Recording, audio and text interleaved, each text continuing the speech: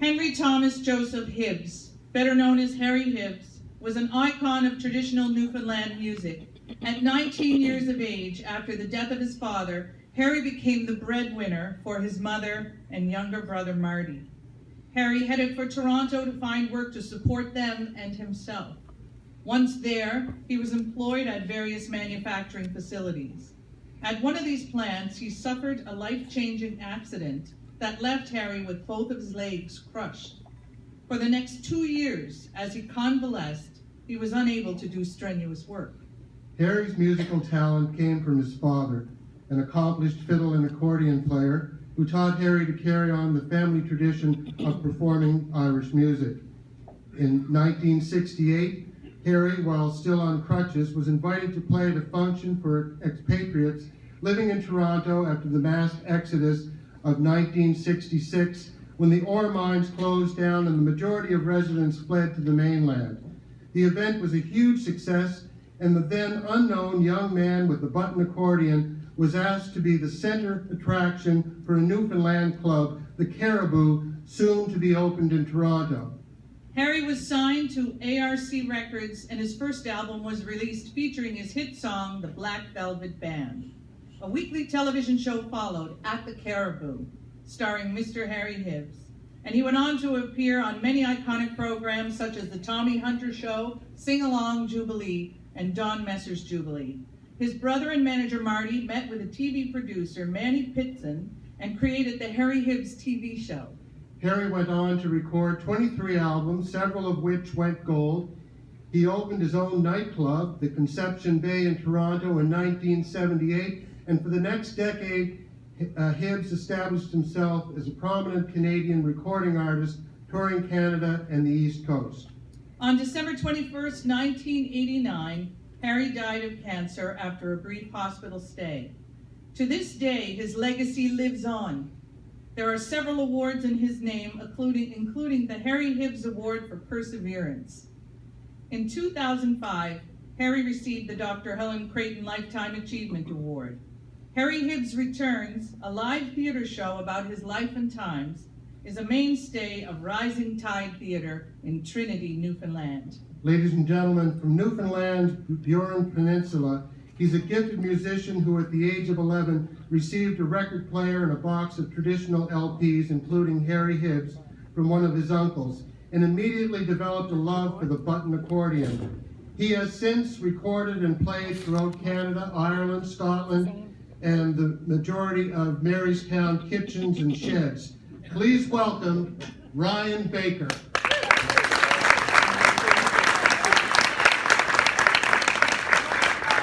From the dance school owned and operated by champion Highland dancer Kelly MacArthur, the tremendously talented MacArthur Dancers.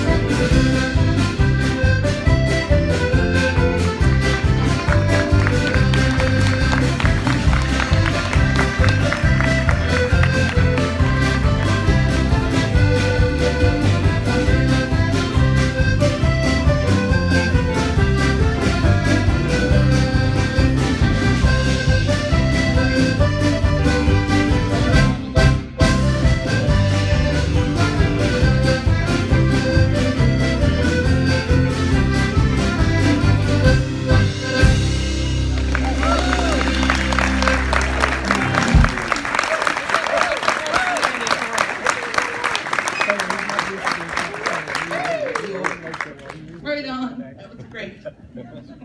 Ladies and gentlemen, it's always a pleasure to introduce our next performer. He's a multiple ECMA winner. He is gold album certified for his brilliant Of Your Son. He's the lead vocalist for Scottish supergroup Runrig. He hosts the songwriter series at Casino, Nova Scotia, and he's a favorite Cape Breton son.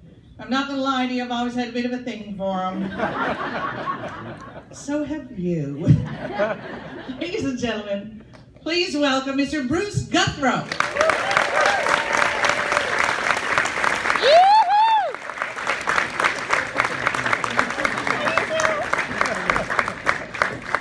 No, I'll get it.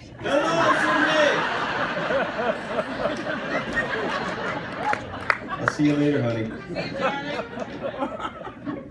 Look at all you gorgeous people. Look at all the beautiful women in the house tonight who drug their men away from the hockey game with them. I can see the men sitting there out there now. Well, I promise you we're going to have a great show, and the Leafs will win tonight.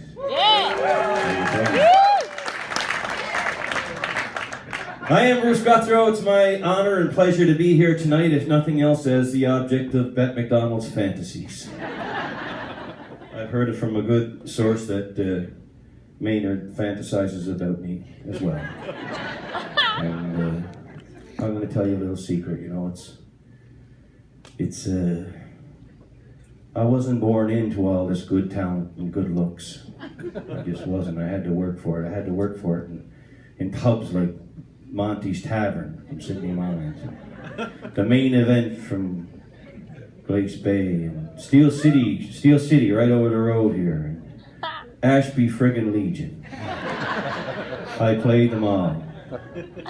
And if I wanted to pack any of those dance floors, I played a Harry Hibbs tune. I never knew Harry, but I sure felt like I did. I think everyone in Cape Breton Island, I can't speak for the rest of the province, but everyone in Cape Breton Island had a Harry Hibbs album in their collection. And in thinking about what I was gonna do tonight, I wasn't quite sure, but I knew if I played either of these songs anywhere, the dance floor would be packed. So, Ryan, want to give this a crack? All right, sing along if you know it. I know you will.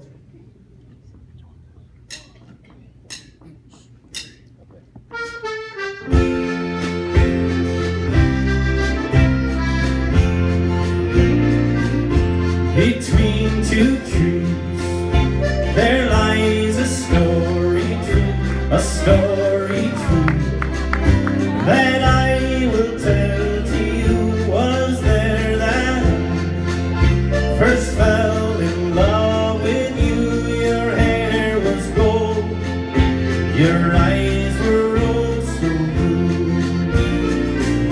Between two trees, we kissed as lovers do, as lovers do, who know their love is true, who carved a heart between two trees, one heart for you, and one heart for me.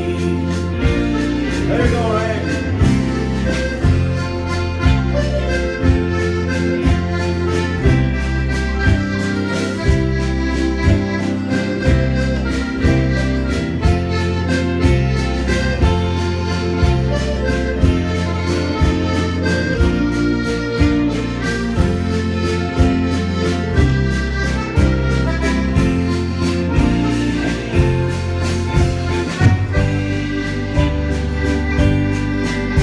In a neat little town they call Belfast, apprentice to trade I was bound, far away from my relations, there in that neat little town.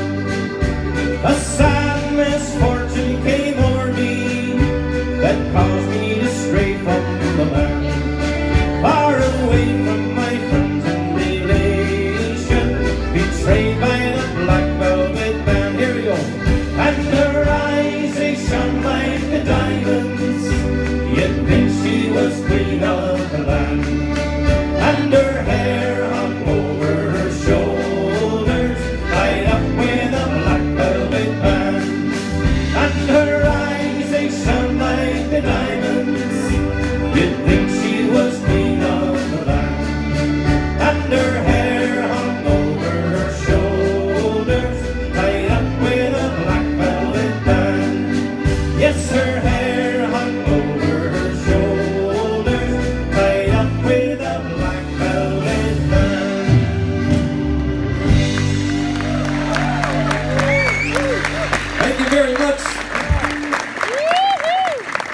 Thank you very much. Long live the music of Harry Hibbs. We can't let Ryan come all the way over here from Newfoundland just play one set of tunes, can we? I don't think he knows how much us Cape Redners love the tunes, right? Right? Put your hands together for Ryan Baker.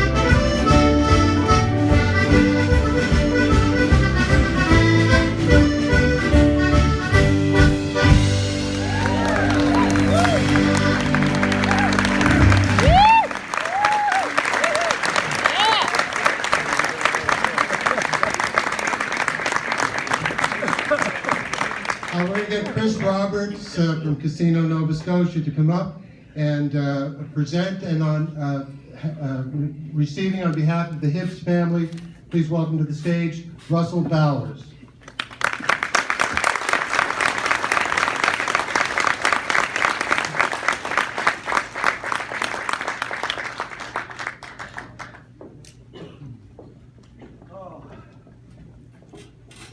again, Ryan Baker, Bruce Guthro, and the dancers. How about a round of applause for them?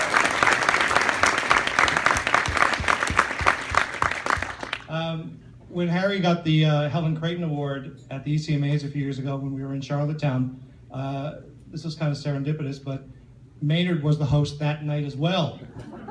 So whether he likes it or not, he's joined at the hip with Harry Hibbs now. I flew in from Calgary for this morning, and so I hope I make some sense as I go along here. But first of all, thank you on behalf of the Hibbs family to Casino Nova Scotia and the Nova Scotia Music Hall of Fame for selecting Harry Hibbs for this great honor. They send their love and gratitude tonight. Harry loved playing live, and he certainly loved playing in the Maritimes and playing all over Nova Scotia, and especially here in Cape Breton. And I'm certain that he would be very proud at this very humbling moment. Now, like Harry, I suppose you're wondering why I'm here. I grew up on Bell Island, just like Harry. And I used to listen to his music. I saw him on TV. As an 8-year-old, I was given at the Caribou for a birthday present, my very first record. And to flip it over and see in the notes that he was a star and he was from the same town as me. So in a way, it allowed me to dream about coming from a very small place, going out into the world to be whoever I wanted, and to do whatever I wanted to do. Now, as you probably know, Harry's heyday was the late 1960s and early 70s. He was kind of a music industry unto his own.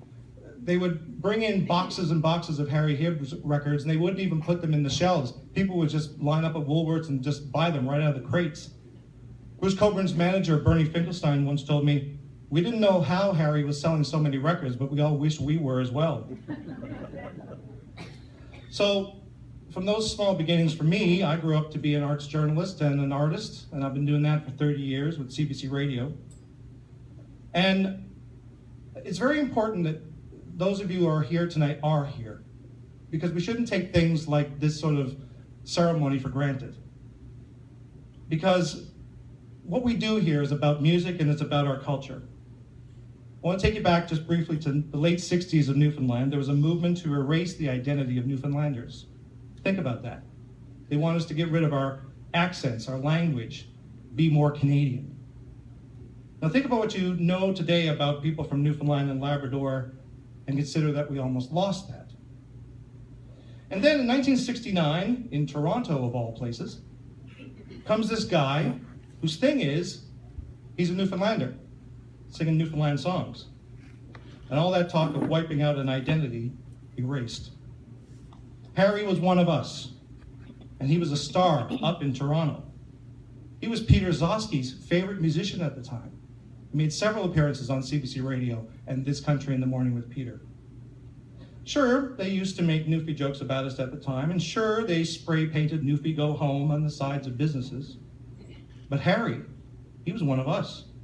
He plays our music, he speaks our language, and he's a star in Canada. He came to places like Sydney, but he didn't come for the bank machines or the grocery stores or office cubicles. Culture is what brought him here. It's why anyone goes anywhere, really. It's the only reason to travel. If you don't have a culture, you don't have visitors. Culture is a skill, it's like a muscle. If you don't use it, you lose it. We have to exercise our culture just like Harry did and all the great artists that we're celebrating here tonight. We have to stand up for language, we have to stand up for accents, to have a place. Our books, our movies, our plays, our art, and of course our music. We need to fight for it like we fight for healthcare, and we need to cheer it on like we do gold medals in hockey. Yeah.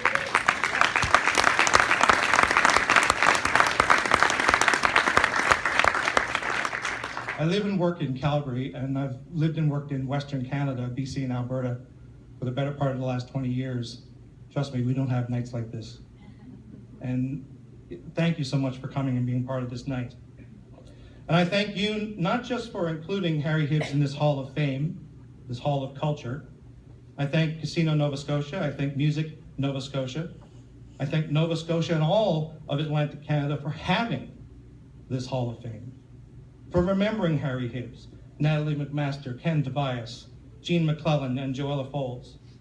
For remembering who we were, who we are, and who we should be. In closing, if Harry was here tonight, I know he'd thank his mother and father, Margaret and Michael. He'd thank his many brothers and sisters, but especially Brendan, who worked with him a lot when he was a kid on the accordion, and his brother Marty, who shepherded his career until he died in 1989 and is still the caretaker of that legacy.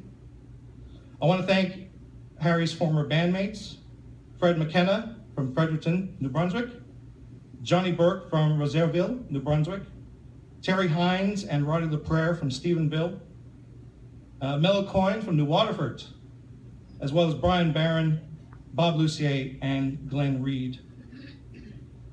And of course, I also want to thank the people who continue to listen to Harry's music all over the world on MP3, on CD, of course on vinyl.